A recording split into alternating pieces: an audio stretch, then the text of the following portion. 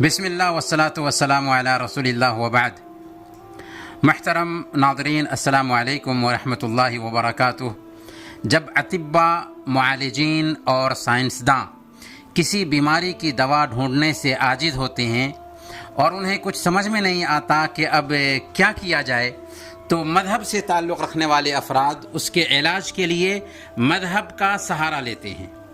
ظاہر ہے کہ انسانیت کے لیے اگر کوئی دین صحیح طور پر رہنما ہو سکتا ہے تو وہ اسلام ہے۔ اسلام نے زندگی کے ہر مرحلے میں انسان کی رہنمائی کی ہے۔ اسلام نے بیماری کے حوالے سے بھی صحیح تعلیمات دی ہے، اور ہمارے نبی صلی اللہ علیہ وسلم جو طبیب القلوب بھی تھے اور طبیب الابدان بھی تھے، دلوں کے ڈاکٹر بھی تھے اور جسموں کے ڈاکٹر بھی تھے، چنانچہ آپ نے ہمیں مناسب گائیڈ لائن دی ہے جسے اختیار کر کے ہم ساری وباؤں، جس میں ایک کرونا وائرس بھی ہے، اس سے بچاؤ اختیار کر سکتے ہیں اور اس کا علاج کر سکتے ہیں۔ اسلام کے علاوہ دوسرے مذاہب میں انسانوں کا عمل دخل رہا، اسی لیے وہاں توہم پرستی کو بہت حد تک جگہ ملی۔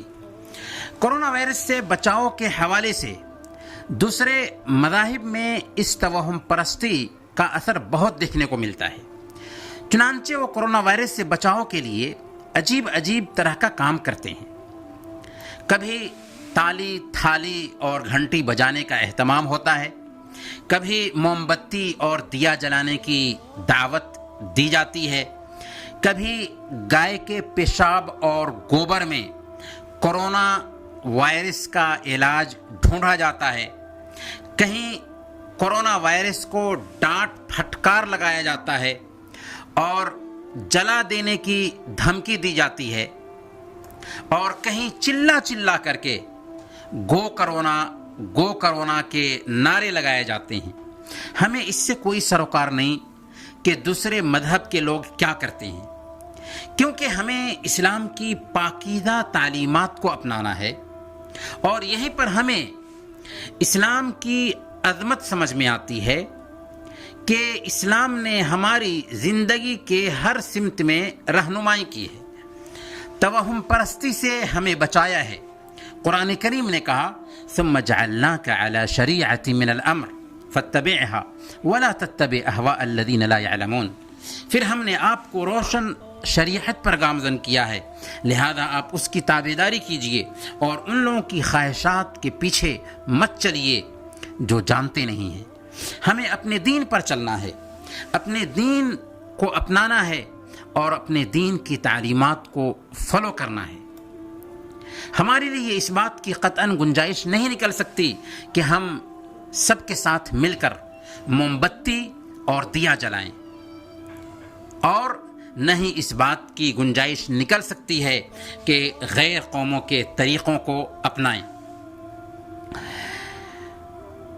اور ہمیں اس بات پہ کوئی اعتراض بھی نہیں ہے کہ اگر کوئی بھائی اپنے مذہب کے مطابق اس طرح کا کوئی کام کرتے ہیں تو وہ کر سکتے ہیں، ان کو اختیار ہے، لیکن ہم بحیثیت مسلمان ایسے کام میں شرکت نہیں کر سکتے۔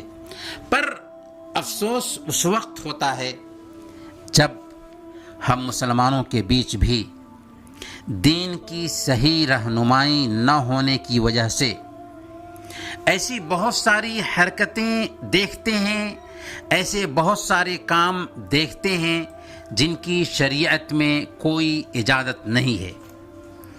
اسی لیے کرونا وائرس کے حوالے سے بھی ہمیں دیکھنے کو ملتا ہے کہ کتنے لوگ اس کو بھگانے کے لیے گھر کی چھت پر چڑھ کر کے اذان دیتے ہیں۔ کیا اذان دینے کی وجہ سے کرونا وائرس بھاگ جائے گا؟ کچھ لوگ اجتماعی تکبیر پکارتے ہیں، کیا تکبیر پکارنے کی وجہ سے کرونا وائرس بھاگ جائے گا؟ کچھ لوگ خواب کی بنیاد پر وظائف تقسیم کر رہے ہیں، کچھ لوگ تعویذ بانٹ رہے ہیں کہ یہ تعویذ پہن لو تو کرونا وائرس سے محفوظ رہو گے۔ یہ ساری کی ساری چیزیں غلط ہیں، شریعت کے متصادم کام ہیں۔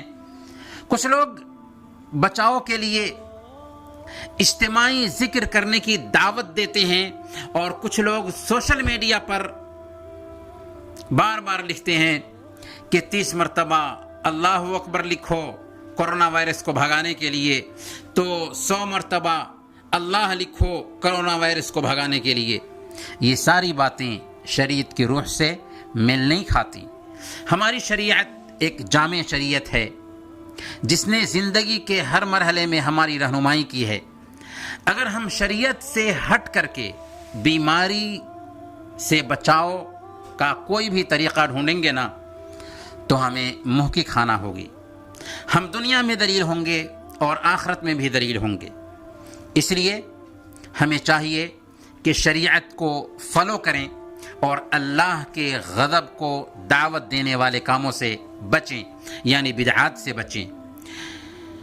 ہمیں کوئی بھی بیماری ہو وہاں پر طب کے اصول کو سامنے میں رکھنا ہے اور شریعت کو فالو کرنا ہے، اسی میں ہمارے لیے نجات ہے۔ اللہ تعالی ہم سب کو اسی توفیق عطا فرمائے۔ وصلی اللہ علی نبینا محمد وعلی آلہ وصحبہ اجمعین۔